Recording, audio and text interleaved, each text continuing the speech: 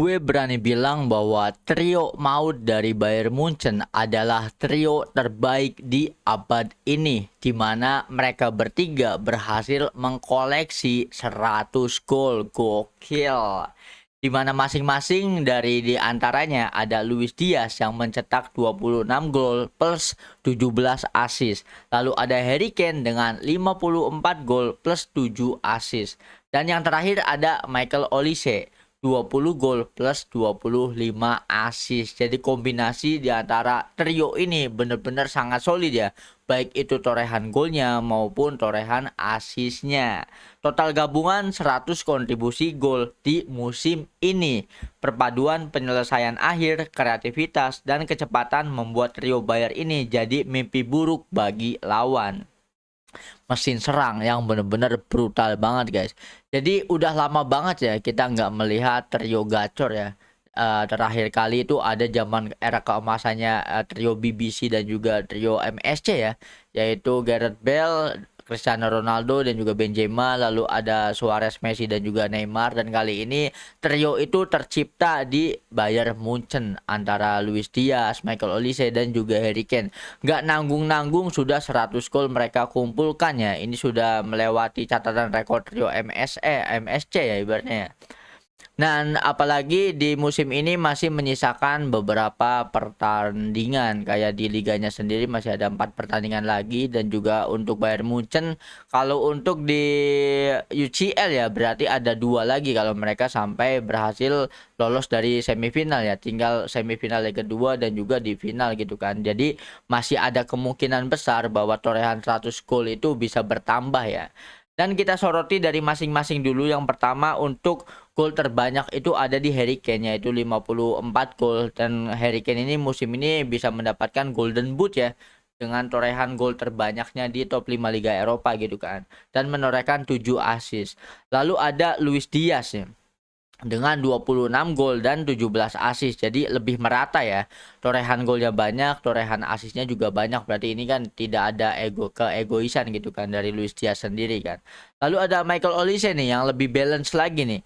20 gol plus 25 assist. Nah, untuk Michael Olise ini dia sudah mendekati rekor dari Thomas Muller ya. Bahkan sekarang sudah mencapai angka yang sama, yaitu 25 assist, bahwa ini rekor assist terbanyak dalam satu musim yang sebelumnya dipegang oleh legenda Bayern Munchen yaitu Thomas Muller kan. Sekarang sudah disamai oleh Michael Olise dengan beberapa pertandingan sisa. Ya semoga saja bisa melampaui rekor dari Thomas Muller ini sendiri ya. Nah, gue bingung ya. Kita sama-sama bertanya-tanya nih guys lewat video ini. Misal Bayern Munchen yang menang UCL gitu kan, ibaratnya dapetin treble dan atau quadruple ya. Yang akan memenangkan Ballon d'Or itu lebih pantasnya siapa ya? Apakah Harry Kane, Luis Diaz, atau justru Michael Olise ya? Kalau menurut gue mah kalau bisa dibilang Harry Kane, Harry Kane itu kontribusinya dominan di gol doang ya, sehingga ya bukan pemain terbaik lah, lebih ke dapetin golden sus aja udah golden boot aja ya. Nah, kalau menurut gue yang pantas jadi pemain terbaik jika Bayern Munchen juara UCL, menurut gue sih Michael Olise ya. Karena dia 20 gol dan 25 assist, kontribusi golnya lebih lebih banyak, atau benar 30 lebih banyak dari Luis Diaz, selisih 2 poin doang kan ibaratnya kan. Tetapi dari permainan kan ya lebih lebih indah sih permainan Luis Diaz dan juga Michael Olise, itu lebih indah, lebih bisa dinikmati untuk ditonton ya.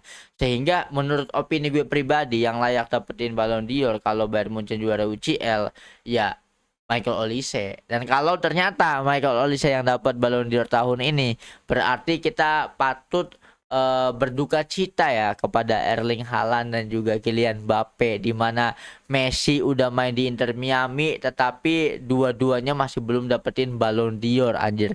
Mana yang katanya the next squad kan, sampai-sampai karirnya udah mulai stuck di jalan di tempat, baik itu Erling Haaland dan juga Kylian Mbappe ya. Apalagi kalau untuk Haaland nanti ditinggal Pep Guardiola, nasibnya akan seperti apa nih guys. Nah, gimana nih kalau menurut kalian tentang trio terbaik abad ini? Menurut gue pribadi ya, abad ini maksudnya di atas tahun 2020 lah, ini bisa dikatakan trio terbaik karena trio MSN ya, MSN dan juga BBC itu kan di bawah tahun 2020 gitu kan. Nah, gimana nih pendapat kalian tentang penampilan apik dari trio Bayern Munchen ini, guys? Coba dong drop opini kalian di kolom komentar. Guys, kalian tahu nggak sih performa apik dari Michael Olise dan juga Harry Kane dengan statistik luar biasanya di musim ini masih kalah jauh jika dibandingkan dengan pencapaian satu orang Lionel Messi, di mana rekor gol dan assist Leo Messi dalam satu musim saat ini sedang dikejar oleh dua pemain sepak bola terbaik dunia yang berbeda. Yang pertama ada Harry Kane mengejar rekor gol Messi, lalu yang kedua ada Michael Olise yang mengejar rekor asisnya Messi, di mana Lionel Messi di musim terbaiknya bersama klub ya berhasil mencatatkan 73 gol untuk Barca dan 30 assist untuk Barca. Sekarang Kane dengan torehan 52 gol sejauh ini dan Michael Olise 25 assist. Nah, ibaratnya dua-duanya itu masih kalah jauh ya. Dari selisih gol itu masih ada 21 gol lagi yang harus dicapai oleh Harry Kane untuk bisa menyamai torehan yang dihasilkan oleh Lionel Messi ya. Ini angka yang setengahnya lagi dari pencapaian Harry Kane. Dan untuk assist tinggal 5 assist lagi bagi Michael Olise untuk bisa menyamai pencapaian dari Lionel Messi. Dimana sungguh gila ya bahwa dua kandidat Ballon d'Or ini saat ini mencoba memecahkan rekor individu Messi. Ini benar-benar level Messi itu sangat jauh berbeda ya.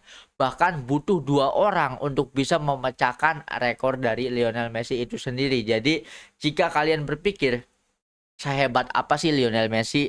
Jika kalian menganggap Harry Kane hebat, Michael Olise hebat, dua-duanya digabungin masih tetap kalah dengan satu Lionel Messi, guys. Itu benar-benar Messi itu mendefinisikan levelnya yang jauh berbeda dengan pemain-pemain yang lainnya. Bahkan musim terburuknya Messi aja kan bisa jadi musim terbaik untuk pemain yang lain gitu kan. Apalagi torehan ini kan 73 gol itu hanya untuk klub ya. Sedangkan catatan terbaik, rekor dunia terbaik dari Lionel Messi adalah 91 gol di satu kalender dalam satu tahun gitu kan. Itu kalau dihitung dengan golnya bersama timnas Argentina. Ini benar-benar rekor yang sampai kapanpun tidak akan bisa dipecahkan ya. Tetapi kita ikut salut juga untuk Harry Kane yang sudah berhasil mencetak gol sebanyak 52 ya. Karena seperti yang kita tahu sejak era dari Lionel Messi dan juga Cristiano Ronaldo, pemain sekarang itu jarang banget mencetak gol banyak ya. Bahkan top skor liga domestik baik itu La Liga maupun Premier League itu mentok-mentok gak nyampe 30 yang jadi top skornya gitu kan. Sedangkan Harry Kane ini berhasil mencetak gol sebanyak 52. Sehingga ya bisa dibilang bagus ya. Ya meskipun kalau dibandingin sama era prime-nya Ronaldo dan juga Lionel Messi ya jauh. Lionel Messi dan juga Ronaldo itu rata-rata ya 50 itu gol yang biasa ya, gol yang standar gitu kan. Bahkan ya sudah mencapai 70, 90, 60 gitu kan. Tetapi ya salut banget nih untuk Harry Kane. Lalu bisa dibayangin Messi versus everybody ya. Bahkan ketika Lionel Messi berhasil mencetak 73 gol dan 91 gol bersama timnas Argentina gitu kan. Messi itu sudah tidak dibandingkan dengan manusia, guys. Torehan golnya Messi kala itu dibandingkannya sama gol-gol yang dihasilkan oleh klub anjir.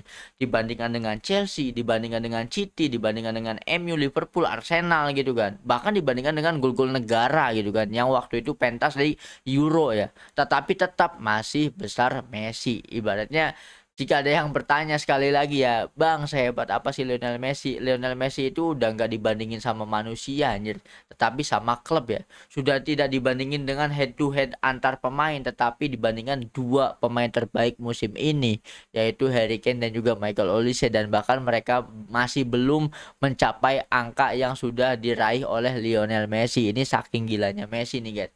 Nah, coba dong gue mau punya pertanyaan untuk kalian nih. Ibaratnya apakah ada pemain yang akan bisa memecahkan rekor 91 golnya Messi ya? Jangan 91 lah, 73 aja untuk klub ya. Setelah Harry Kane gitu kan. Apakah ada pemain yang akan memecahkan rekor-rekor Lionel Messi ini, guys? Coba dong drop opini kalian tentang performa apik Michael Olise dan juga Harry Kane yang kalau digabung masih jauh banget dari levelnya satu orang Lionel Messi. Drop opini kalian di kolom komentar. Guys, kalian tahu nggak sih dulu legenda AS Roma yaitu Francesco Totti dalam sebuah interview ya ketika ditanya oleh seorang jurnalis pernah mengatakan bahwa jika Lionel Messi bermain untuk AS Roma, dia tidak akan pernah memenangkan satu pun Ballon d'Or. Nah, kita bahas guys. Lionel Messi pernah memenangkan Ballon d'Or sebagai pemain PSG dan Messi juga pernah memenangkan Ballon d'Or sebagai pemain Inter Miami. Namun legenda AS Roma yaitu Francisco Totti percaya bahwa Messi tidak akan memenangkan satupun Ballon d'Or jika ia bermain di Roma selama 25 tahun. Kenyataannya Lionel Messi adalah satu-satunya pemain dalam sejarah sepak bola yang memenangkan Ballon d'Or dengan 3 klub yang berbeda dari 2 benua yang berbeda nih. Ini lagi-lagi jangan pernah meragukan kehebatan the one and only the greatest of all time Lionel Andres Messi, guys. Kita bahas lagi ya. Ini mungkin Messi itu tipe pemain yang bisa menjawab keraguan dari pemain lainnya. Ibaratnya jangan pernah menantang Lionel Messi karena tetapi mungkin ya kita tidak bisa menyalahkan statement dari Francisco Totti sendiri karena memang ya di AS Roma itu struggle ya, tetapi lagi dan lagi itu tidak menjadi halangan. Bahkan kalau di masa prime-nya Lionel Messi itu meniti karirnya di IPL ataupun di Serie A, ya mungkin bisa dapat Ballon d'Or-nya 10 lebih anjir. Ibaratnya bayangkan ya, di masa itu di era 2010-an, di era 2000 sampai 2010 sampai 2000, dua dekade lah ya. La Liga itu mendominasi Eropa, guys. Karena juara UCL kebanyakan dari klub La Liga, juara UEL ya, Europa League juga kebanyakan dari La Liga, dan pemain-pemain besar itu puncak tertinggi karirnya ketika bermain di La Liga ya. Makanya gue suka heran ya kalau ada orang yang bilang bahwa itu karena Messi main di Barcelona, coba Messi main di IPL. Lah yang ngapain main di IPL anjing? Ibaratnya ya itu penurunan karir kalau Messi dari Barcelona main ke IPL. Bahkan Gerard Pique sama Cesc Fabregas di masa peak performance mereka ya diangkut ke La Liga, naik level ke La Liga. Gerard Pique dari MU ke La Liga, Cesc Fabregas dari Arsenal juga ya ke La Liga, ke Barcelona gitu kan. Bayangkan ya, Lionel Messi sendiri tidak pernah bermain di IPL, tetapi catatan gol yang dia hasilkan melawan Big Six itu bahkan jauh lebih besar dari striker-striker yang memiliki karir di La Liga di IPL ya. Bahkan ibaratnya masih jauh banyak dari Cristiano Ronaldo yang bermain di IPL kala itu dengan Manchester United. Jadi bayangkan guys, jika Messi itu bermain di La Liga, di IPL ataupun di Serie A ya, ya benar-benar bakal mendominasi dimanapun dia bermain ya kan ibaratnya kan. Apalagi seperti yang kita lihat, ibaratnya pertandingan melawan Manchester United itu era kejayaannya Manchester United di bawah Sir Alex Ferguson ya, masa-masa skuad mewahnya MU gitu kan, dimana MU itu ya bantai-bantai di IPL tetapi ya dibantai juga sama Messi kan di laga final, lagi 2 final, dan gol-golnya ini gol-gol yang keren banget ya. Bayangin di final melawan sosok Van der Vaart di mana kala itu backnya adalah Rio Ferdinand. Lionel Messi mencetak gol dengan sundulan di mana itu adalah titik terlemah Messi, yang dimana pemain pendek ya dengan postur yang tidak tinggi melakukan header lompatan yang sangat tinggi ke gawang Van der Vaart. Itu kurang gong apalagi dari Lionel Messi ya. Dan jangan jangan pernah lupa juga ketika Messi menghadapi Chelsea itu gue, nah ini menarik ya kalau ada yang bilang kenapa sih Messi nggak main di IPL. Dulu Cristiano Ronaldo pernah ditanya, siapa sih back yang paling susah kamu hadapi? Jawabannya adalah Ashley Cole ya. Karena memang Ashley Cole itu ketat banget jagain pemain, guys. Ashley Cole itu kalau buat teman-teman yang belum tahu, dia bermain di Chelsea ya. Nah, sebaliknya Ashley Cole ketika ditanya, siapa sih penyerang yang susah banget kamu hadapi? Jawabannya adalah Lionel Messi. Jadi dengan hal tersebut sudah jauh berbanding terbalik ya. Messi kalau main di IPL ya auto bantai-bantai anjir. Makanya dulu pernah ada kemungkinan, fun fact ya, Messi itu di tahun 2008 pernah hampir ke Chelsea karena kala itu ada tekanan pajak guys dari pihak La Liganya ya, dari pihak Spanyolnya. Jadi pertama ada tekanan dari pajak, kedua jadi sorotan media, jadi digoreng-goreng sama media. Terus dari sisi transisi kepelatihan juga kan. Jadi kala itu Messi muda itu pernah berpikir bahwa gue cabut aja lah ke IPL gitu kan, dan kala itu klub yang antusias waktu itu ya salah satunya Chelsea ya. Dan di momen itu Messi itu belum memenangkan Ballon d'Or kalau nggak salah ya. Jadi ibaratnya secara market value belum wah banget lah, masih sebatas pemain muda terbaik gitu kan. Dan akhirnya digagalkan karena dia berhasil dirayu oleh Tito Villanova ya. Kala itu Tito Villanova berhasil meyakinkan Messi untuk tetap stay di Barcelona. Tetapi andai kata Messi waktu itu bermain untuk Chelsea, waduh, bisa-bisa catatan golnya Messi itu udah lebih dari 1.000 gol guys. Bisa-bisa Ballon d'Or-nya Messi itu udah 12 ya. Dan hal ini juga sama sesuai dengan pernyataan dari Francesco Totti. Bagaimana kalau Messi bermain di AS Roma? Ya AS Roma juara Liga Champion anjir kalau Messi bermain di AS Roma ya. Karena Messi itu tipe pemain yang bisa mengoptimalkan rekan-rekan tim yang lainnya. Jadi ibaratnya nggak harus butuh pemain yang hebat juga, tetapi bisa menjadikan pemainnya hebat. Dan terbukti ya, hal ini terbukti pertama ketika di PSG, meskipun banyak yang bilang ya Messi di PSG itu gagal. Pencapaian Messi, rekor-rekor Messi, catatan individunya Messi itu di PSG itu peak performa pemain-pemain yang lain guys. Ibaratnya baik itu dari torehan golnya, baik itu dari torehan asisnya, ya bisa dibilang Messi sukses di PSG ya. Cuma ya karena nggak kesorot media aja anjir, karena standarnya Messi itu beda ya. Kalau pemain yang lain mencetak 30 gol itu bagus ya, Messi mah jelek gitu kan, karena memang standarnya dari awal juga udah beda kan. Nah, kita balik lagi ke Inter Miami. Lionel Messi itu berhasil mendapatkan Ballon d'Or ketika dia berseragam Inter Miami ya, di mana Inter Miami sebelum Messi join itu kan ada di zona degradasi, meskipun MLS tidak ada degradasi ya guys ya. Tetapi kan ada di posisi paling bawah gitu kan. Dia ibaratnya lumbung gol bagi klub-klub yang lain. Ibaratnya klub milik David Beckham ini ya klub-klub yang paling kacau lah, performa paling jelek gitu kan.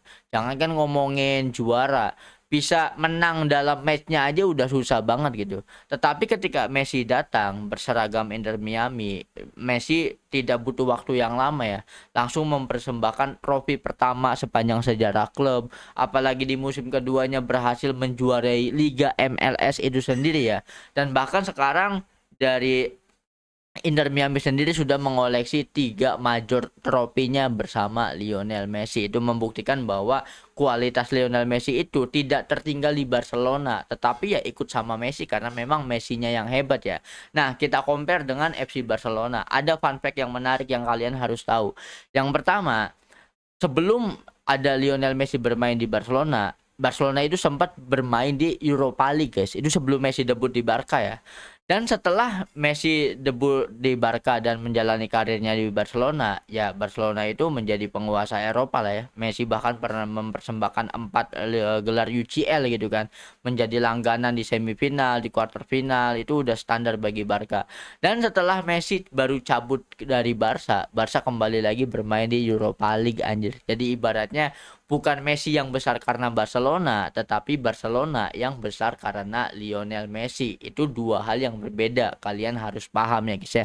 Nah, jadi gimana nih menurut kalian tentang statement dari Francesco Totti mengenai kalau Messi main di AS Roma, dia tidak akan pernah menang satupun Ballon d'Or. Dan kalau menurut gue mah itu nggak valid ya, karena kualitas seseorang itu ya dimanapun dia berada dia tetap hebat gitu kan. Nah, gimana nih pendapat kalian? Apakah kalian setuju kepada Francesco Totti atau kalian lebih masuk akal sama apa yang udah gue jelasin tadi ya?